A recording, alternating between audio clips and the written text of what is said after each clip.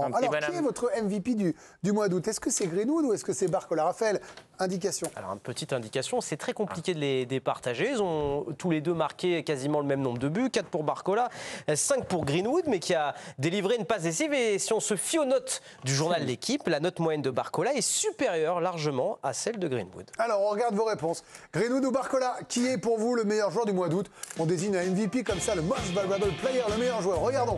C'est Barcola pour Alicia, c'est Greenwood pour Bertrand, c'est Barcola pour Charlotte. Elle est de peu, mais Barcola. Pour Karine, c'est Barcola aussi. Pour Vikash et Barkwood, bien sûr, excellent Raphaël.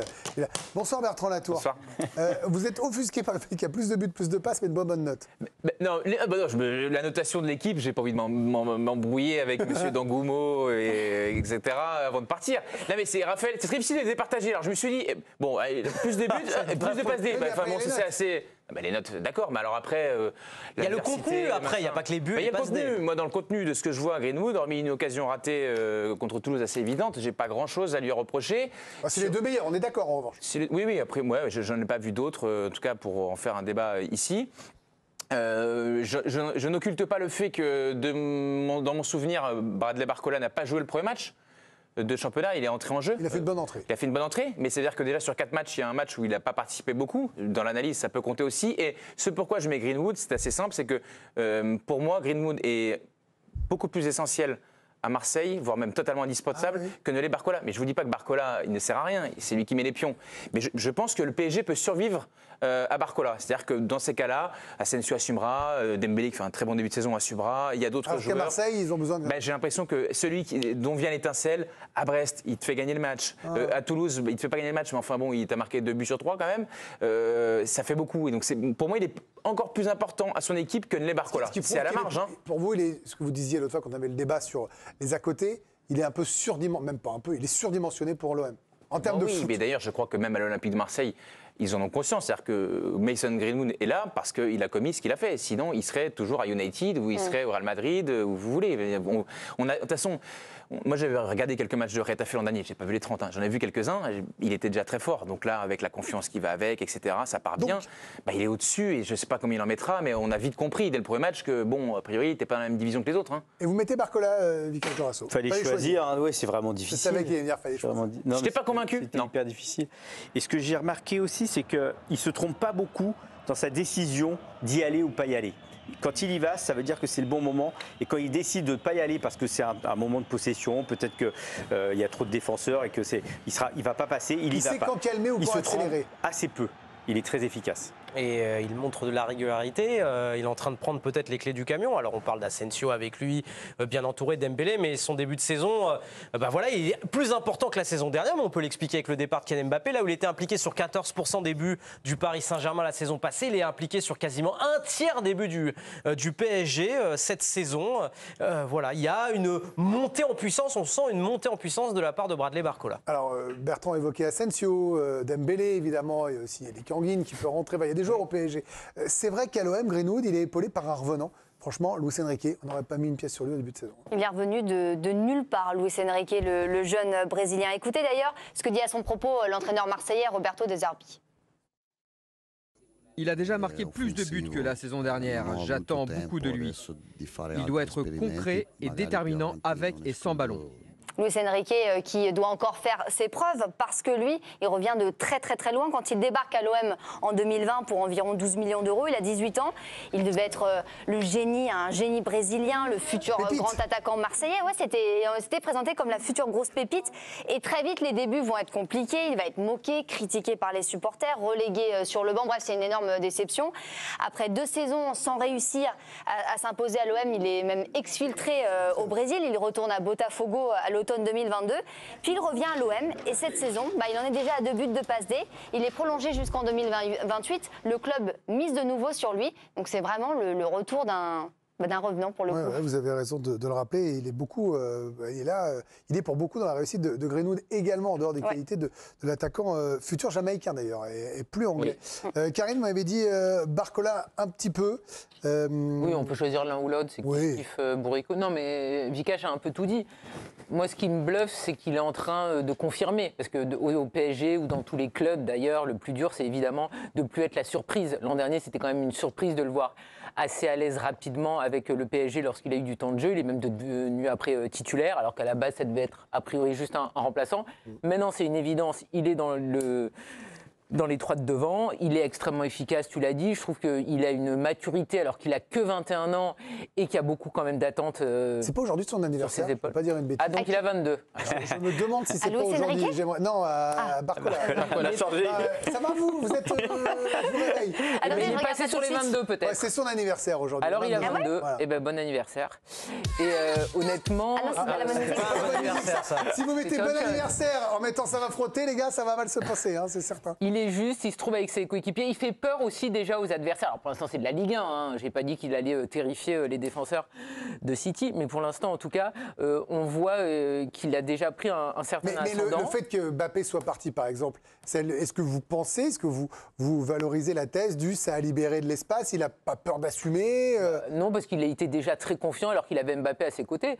On a vu un joueur qui, lorsqu'il a eu le maillot en équipe de France, il n'a pas été intimidé. Lorsqu'il a mis le maillot du PSG, pareil. Donc, C'est pas le même avis, moi, Karine, quand même. Bah, moi, je trouve que c'est un mec qui aurait dû finir quand même. en Suisse. Hein. Oui, non, mais d'accord. Mais Même c'est-à-dire qu'il y en a les ballons qu'on lui file là, bah, parfois on les file à un autre. Oui, Et évidemment qu'il a déjà sauf fait que très l'an match en lui, dernier, mais là, c'est fait cette. Aux côtés d'Mbappé, je veux dire, Mbappé, Il a pas été un frein, mais. lui cherchait pas des poux quand il lui donnait pas le ballon, des choses comme ça. On a vu des joueurs à l'époque d'Mbappé, de Neymar, de grands joueurs qui, lorsque le coéquipier faisait pas la bonne passe, etc., ils se faisaient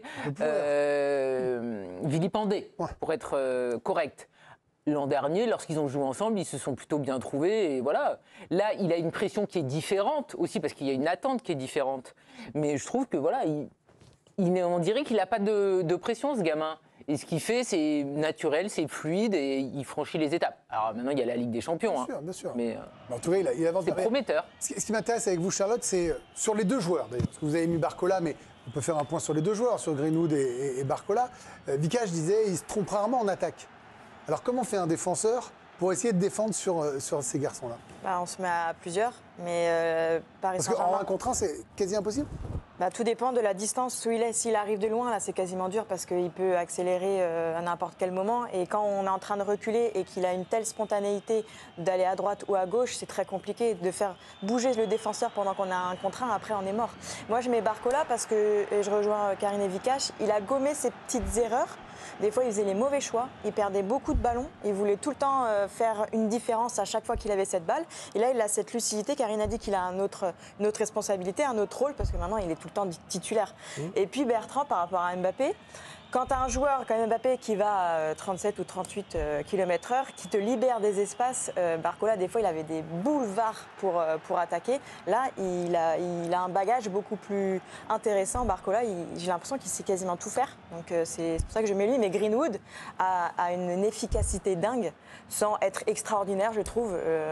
Mais il a une efficacité, donc c'est normal qu'il soit dans ce rôle-là. Quel est le rôle de leur entraîneur dans leur réussite? De Zerbi, il a fait confiance à Greenwood dès le début. Barcola, Luis Enrique n'a pas eu peur de le lancer. Hormis les mettre dans les meilleures conditions. Après, bon, l'art du 1 contre 1, la vitesse, c'est pas tant les coachs qui le rapportent. Après, je sais pas, justement, les mettre. Oui, mais les C'est mettre pas la même chose. Barcola, il a eu la confiance de Luis Enrique l'an dernier, il l'a tout de suite encensé. À partir du moment où tu prends Greenwood qui coûte cher et que De Zerbi l'a voulu, c'est pas surprenant que Greenwood soit titulaire.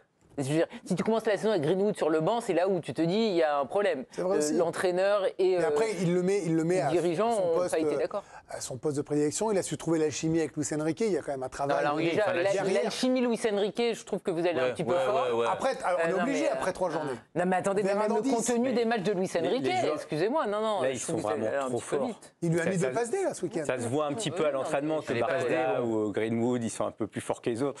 Donc après, il faut juste le répéter en match. Barcola, il a limite à un moment poussé Mbappé vers l'axe. Parce qu'ils savaient que ils se sont dit bon, on le met dans l'axe, c'est bon, voilà, c'était pas Mbappé dans l'axe et un autre avant-centre, c'était lui Mbappé à gauche et Colomani ou Gonzalo Ramos dans l'axe. Non, c'était Mbappé dans l'axe et Barcola sur le côté. Après, sur la panoplie de Greenwood, vous l'attribuez à Barcola. Je veux dire, Greenwood, il a les deux pieds. Hein. Il a vraiment les deux pieds, ce qui n'est pas le cas de Barcola. C'est-à-dire que Greenwood, je crois qu'il est gaucher de mémoire. Il me semble qu'il a tiré un péno du droit. Enfin, je veux dire, il frappe aussi fort des deux côtés. Sur le fait, en tant que défenseur, soit je rentre intérieur, vu qu'il est souvent à droite, je rentre intérieur et je frappe pied gauche, ou je vais à droite et je centre. Lui, il est vraiment capable de ça, puisqu'il n'y a quasiment aucune différence entre son pied faible et son pied fort. C'est quand même, là, pour le coup, là, ça devient très difficile pour un défenseur. Parce que tu sais, là, pour le coup, tu sais vraiment Barcola n'a pas besoin d'utiliser son pied gauche parce qu'il va tellement vite qu'il a une double accélération avec son pied droit et il se crée cet espace-là pour ne pas avoir besoin de. Greenwood, il joue dans de petits espaces et en fait, il utilise son corps. Il va pas à 2 à l'heure quand même. Non, mais techniquement, il est très très fort. Mais Barcola, c'est un autre profil. Mais oui, je te rejoins dans le fait que les deux, de toute façon, méritent le titre de meilleur joueur. C'est à la marge. L'écart est à la marge. Ce sont clairement les deux meilleurs. On a cherché un troisième. On s'est dit, on pourrait se faire. Non, là, on est sur deux joueurs très au-dessus. C'est pas mal quand même. Vous n'avez pas trouvé personne, j'ai l'impression. Non, mais à leur niveau, non. On n'a pas. Non, mais après, des super joueurs, ce que fait Zegrova, son action, c'est magnifique. Il y a eu l'action qu'il a réalisée en Ligue des Champions, c'est génial. Dembélé, alors, c'est aussi Dembélé fait un super début de saison. Par exemple, tu sais que, mine de rien, le match d'hier, que le PSG n'est pas sûr de gagner, celui qui le débloque, c'est lui. Parce que pendant 25 minutes, les deux équipes sont à touche. C'est vraiment intelligent comment il intervient. D'accord, mais sauf qu'il le fait, se trouve-t-il sur Dembélé, quoi. Il ne l'a pas fait sur un autre, mais il l'a fait sur Dembélé. Il faut laisser frapper Dembélé, sachant que son efficacité est proche du néant.